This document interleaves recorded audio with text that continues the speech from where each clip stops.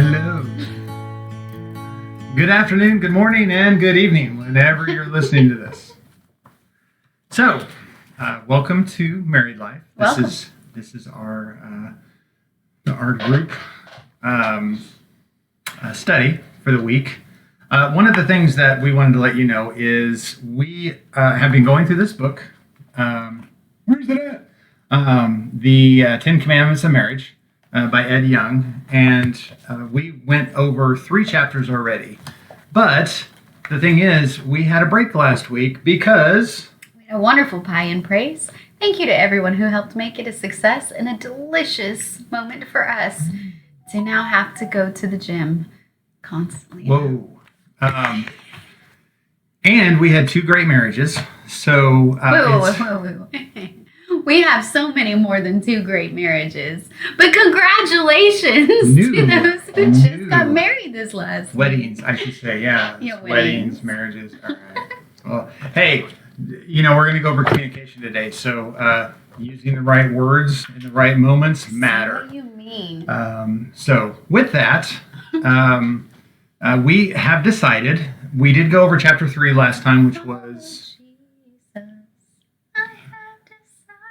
Yes.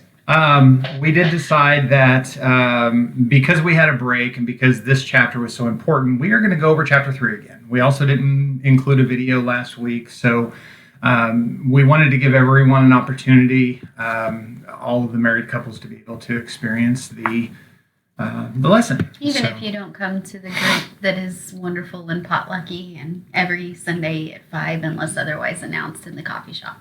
Is that potlucky? Potlucky is a word now. Like a person.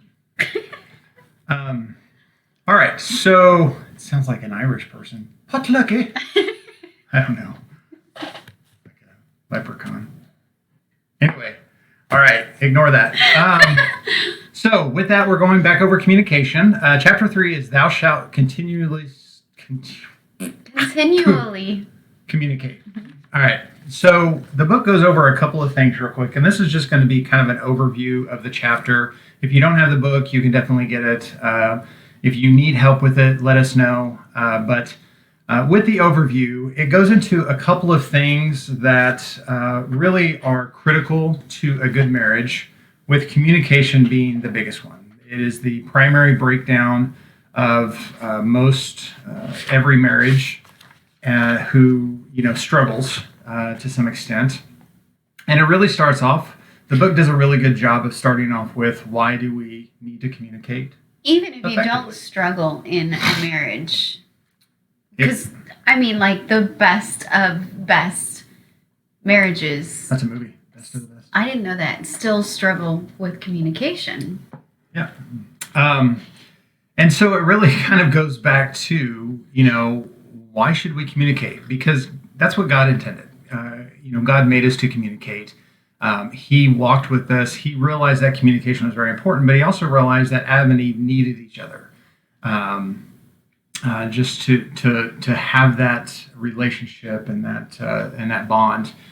But we also know that communication really started becoming an issue at that time in Genesis. Totally, because the way the serpent was able to get to Eve in the first place was because he said, did God really say?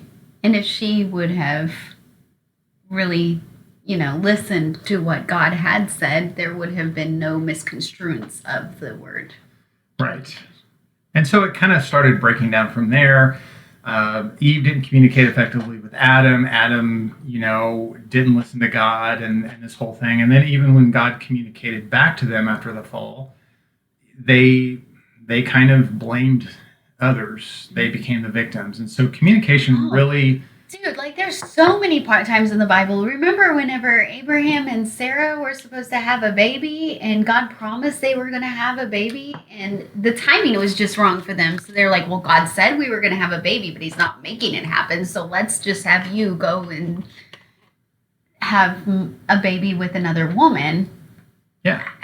Just communication. Communicate. So. Sorry. So in order to effectively communicate, we have to know what hinders our communication to some extent. Interruption is the first thing in ours. I Definitely. interrupt all the time. I mean, so the first thing is the book goes over in terms of hindrances to communication. The first one is schedules, and really the first and second one go together a lot. The second one is children.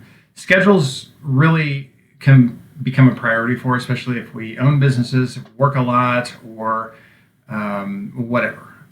Schedules can really kind of take up the vast majority of our time because we want to feel productive and we want to feel like we're successful and important and whatever the case is. But oftentimes those work appointments, errands, even going to the next one, children, and when we talk about children, meaning the children become the priority, sports, school, whatever the case is. If schedules and children become the priority, then you immediately, push your spouse to a secondary standard in your life. And oftentimes we feel we have to do that because, well, we have to make money. We have to raise our kids properly. We have to do these things. We feel like this is what our job is. But at the end of the day, after retirement, the kids move out, all that stuff, what you're left with is your spouse. Right. And part of just to, expand on what you just said, the part of being it, part of the job in being parenting is to teach your kids how to be able to communicate with other people in all relationships. So in those moments, whenever the kids want to talk to you, when you're having a conversation, they will oftentimes interrupt. So, if that's a thing, if I can't get out what I'm saying, then I oftentimes lose my train of thought, which is why I interrupt you, but also why our kids interrupt us. So it's really important that if that's a struggle to talk to your spouse, that you hear that and make sure that you have those important conversations away from the kids so that it doesn't become so stressful. And one thing to remember is that we don't need to prioritize so much our children learning how to be adults as much as we need to prioritize our children seeing us be healthy together, because that helps them understand how to be good adults. Yeah. The next one that it goes into is television, but we know television means more than this. It means phones, tablets, social media. It means all that stuff. Anything that you do to prioritize, hey, can you please put your phone down for a second? Hey. Anything that you do to make your spouse feel like you are not the priority over social media or games or anything like that. And it's not to say... Games. Games. And one thing to note, though, is this is not saying that those things are bad things. What it's really referring to is the fact that we become addicted to those things. So that another thing that hinders good communication is fear of conflict. This is a big one. Fear of conflict. A lot of times we don't want to hurt our spouses if we, have a conflict or an argument, or maybe we're insecure getting into conflicts. We don't like them. We don't like chaos. We don't like, resolving things. We don't trust our spouse to acknowledge, in a healthy manner the conflict. And I think that fear, and if you come from relationships where there has been a lot of that fear, if a conflict arises, typically you become very kind of passive in a conflict, and it's almost like you roll over and you just take whatever you need to because you don't like it. But that's not biblical. We have to be able to acknowledge conflict because conflict exists, and this goes back to our children. Our children have to see that we're able to communicate through conflict. They have to see that we're able to effectively talk and work things out. And one of the things that we know is conflict never means that you're going to see 100% each other's kind of outlooks or perceptions. Or agree with them. What it does mean is that there's always going to be resolution, regardless. And so Effectively communicating with your spouse means that you handle conflict in a positive manner and you embrace conflict for the change that it can give you and the growth that it can give you and not shy away from it through fear. I will say too, even if you don't have kiddos in the home, it's never too late to start a communication that will affect those young people around you, even your own children. Because we've all, made mistakes, and He's still working on me. That's a song Still too. working on me. Good job. Anyway, if you have faced like holiday meals wherever it's constant arguing, or which I know I've been a part of that, but how much of a change is it if you don't have that for maybe the first time and your children come in and they see these two people talking effectively in front of it, and it will inspire them to change as well. Remember, your children are usually so receptive of their parents that the effective or health of their adulthood is usually very highly correlated to what they perceive in terms of the effectiveness and health of communication between their parents. So, Or those that they perceive, whether it's guardians or grandparents or whatever. Okay, so that's the hindrances. There are also, the book goes into levels of communication. The first one is cliches. How's it going? Fine. Cliche. Cliches are it's a very impersonal way. It's something that you do. You don't often want to really know the answer to a cliched response. It's kind of like seeing someone at the store that you haven't seen in a while. You don't have a lot of time, and when you walk by, you're like, hey, how's it going? Typically, we use cliches to get out of a situation, or because we don't really especially want to get very deep into the communication. So don't use that in a marriage. Or it's just a habit. Or it's just a habit. I know I'm supposed to talk right now. What do I say? Right. The next one is just the facts. It's raining today. Really? Are we weather talking? We're weather talking. See, weather, and I use that term all the time. Are we weather talking? It rained this morning. It did, and it really messed up our day for our garage sale, but we'll get over it. I think we'll be fine next week. So weather talk, I think it's healthy in a relationship to oftentimes, get a little deeper than that. And that's why the book goes into something in terms of opinions and convictions for the next one. When you communicate opinions, you really get into what makes somebody tick. And you'll often talk about convictions in terms of saying things like, I believe that, or I think that, or whatever. It appears to me that we have a lot of conversations about not theological debates or anything like that, but like theories, which are not really as important as your theology, but just, what is the Bible saying here as far as the things that if we don't know the answer, it really doesn't matter. How old people were, those kinds of things. It's kind of fun to get to know what your spouse thinks, even if you don't agree with them sometimes. Yeah, I think opinions are important. And a lot of times the reasons we don't communicate opinions and convictions is because we're afraid of what the other person is going to say, the response that we get. Even relationships that you have with your friends or family or anything, it's very hard sometimes if you have had a reaction that's been hurtful to how you feel or your opinions or whatever the case is. And that goes into the next thing too. The fourth one is, what are you feeling? Those are aligned a lot, because if you don't trust that the other person is actually going to support you or not retaliate against you, and that's a big one. Retaliation is never good when someone is expressing their opinions, convictions, or feelings. Every time they retaliate, you're going to get anxious. You're going to get fearful. You're going to, it's going to hinder you in your communication because you don't want that to happen again. Well, you said before that people kind of begin to be trained in how they respond. Right.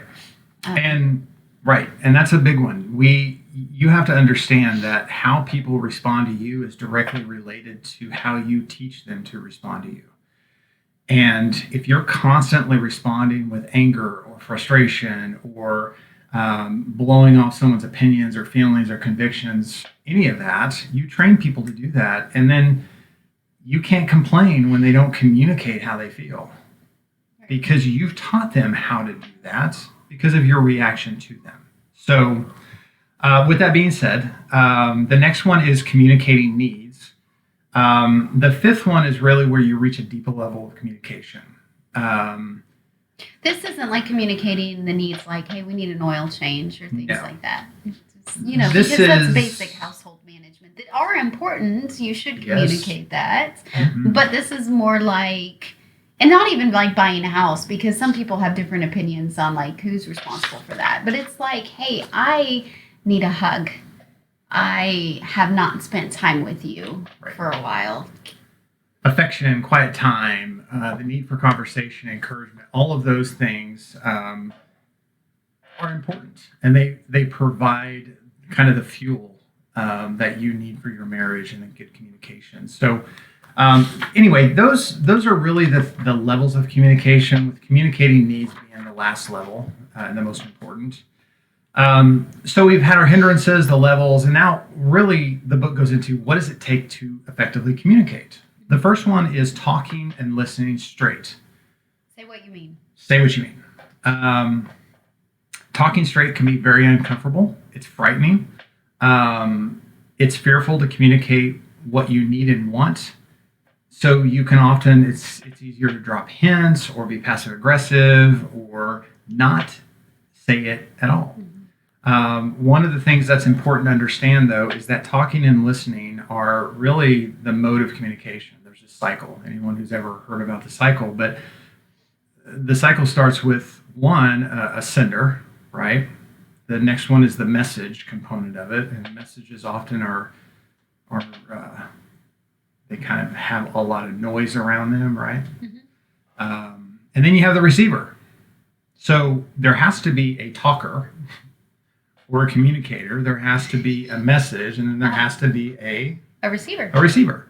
If you don't effectively communicate as the communicator, you can't blame the listener for not getting the message accurately, especially if there's a lot going on. And a lot of times what we do is we end up blaming the receiver for not getting the message, right? And we say, you hear this a lot. I don't know if you guys say it, but we hear a lot like, well, you don't listen to me when I talk, or, well, that's not what I meant. You hear children say that a lot, right? Well, that's not what I meant, or, you're taking me out of context or whatever. Well, in the communication models that you learn in high school and college, they tell you it's not the receiver that has the majority of the responsibility to make sure the message is accurate. It's the sender. So if you're, if you want to be in a healthy marriage of communication, you have to understand that what you communicate is really your responsibility. And you have to make sure that you understand the noise that's around, whether it's the children or phones ringing or, being in a crowded room. But then also it's important that the receiver reciprocate. They have to be able to listen.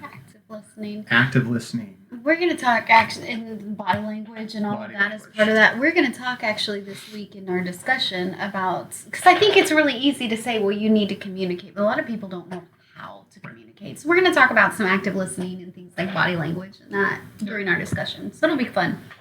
The next thing. You need to come Yes. at 5 o'clock on Sunday in the coffee shop. We're going to have like potlucky things. And coffee.